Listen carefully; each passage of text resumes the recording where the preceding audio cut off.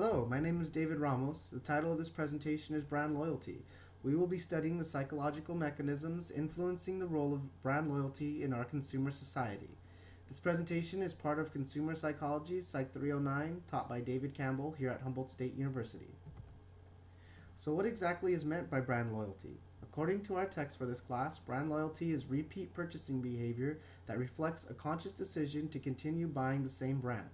Because the consumer has a strong personal attitude towards the product, brand loyalty is the antithesis of inertia. Inertia refers to the psychological phenomenon that occurs when a consumer purchases goods out of habit. This describes consumption at a low level of involvement. An example of purchasing due to inertia would be purchasing the same toothpaste as your parents for no reason at all, just because you are used to it. Opposite of this is the flow state, which refers to consumers that are highly involved. When in this state, consumers are highly critical and passionate about the products they purchase. A good example of this is a mechanic being picky about the car that he is about to purchase. This is a state in which brand loyalty becomes a significant variable. Oliver defines brand loyalty as a deeply held commitment to rebuy or repatronize a preferred product or service consistently in the future, thereby causing repetitive same brand or same brand set purchasing despite situational influences and marketing efforts having the potential to cause switching behavior. This is cited in Chowdhury 2005. Now, let's move on to consider this hypothetical situation. You need to buy a cell phone. You currently subscribe to a small local cell phone company with reliable phone reception for your area. In the newspaper, however, there are a number of ads for the new Droid Bionic from Verizon. Coincidentally, there is a sale at Verizon that states that if you come in this weekend, you can contractually switch over to Verizon for free, transferring the terms of your current plan over to theirs, and if you do this, you will receive a new Droid Bionic. What do? We shall utilize the remainder of this presentation to attempt to answer this question.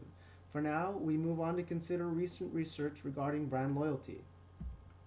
Furman 2010 studied 35 Mac users on an exclusively PC college university. This battle for technologically superiority is one of the most heated competitions in the world today.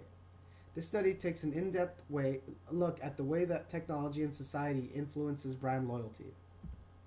Furman 2010 notes 4 themes shared among Mac users when describing the situation.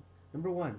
Participants insisted that Apple sets social trends and owning an Apple showed status. Number 2. Participants insisted that PCs are simply trying to catch up to Mac's superior technology. Number 3. Mac users admitted that artsy or cool stigmas are associated with Mac ownership. Number 4. Participants also insisted on advocating Mac in attempt to convert PC users. This expresses the sort of in-group bias that one would expect from people in a group, but let's dig deeper and connect this to our cell phone example. According to Furman's research, you may be inclined to select crossing over to Verizon simply because they are perceived as technologically superior to competitors. Furthermore, you may consider them to be more socially relevant. It all depends on the type of person that you are. This brings us to our next important factor regarding brand loyalty: personality. Of course, it has long been noted that individuals tend to favor stimuli which are similar to them, i.e. in 2001.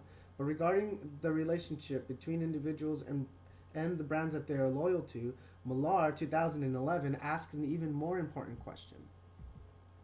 Millar takes a humanistic approach when she questions whether brands should market to consumers' actual versus their ideal self. It is an interesting dynamic, as marketers must walk the line between flattering one's ideal self and insulting their real self.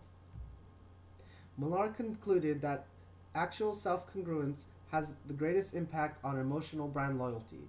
Again, going back to the Verizon example, if you have ever felt like Verizon has insulted you by making you feel inferior for not having their technology, you are probably unlikely to ever create brand loyalty with them.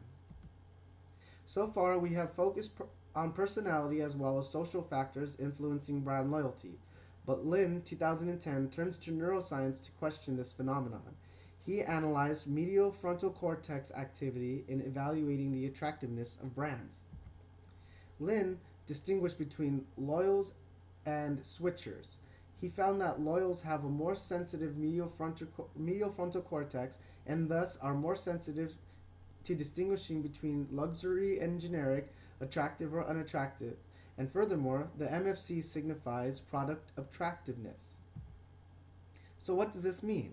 While there are likely other variables which aid in the process of brand loyalty, this evidence does suggest that the MFC may be what hardwires some individuals to be more brand loyal than others. To sum up what we just talked about, it is interesting to note the interaction between society, personality, and neurology which influence brand loyalty. While some individuals are definitely predisposed to become brand loyal, the interaction that individual has with the environment plays a key role in establishing whether they will perform brand loyal behavior. There are many other variables influencing brand loyalty, such as age, cultural bias, and just too many choices. Ultimately, however, the way the interaction of brand loyalty plays out is a function mediated by the sociability, personality, and neurology of the individual. Finally, we should get back to our personal social dilemma regarding the purchasing of a new cell phone. Being a person who has had Verizon since the 7th grade, the answer is easy for me. Can you hear me now? Good. As for the rest of society and for all of you, the question to this may be different depending on the factors mentioned in this presentation. This concludes the presentation on brand loyalty. Thank you very much. Have a great day.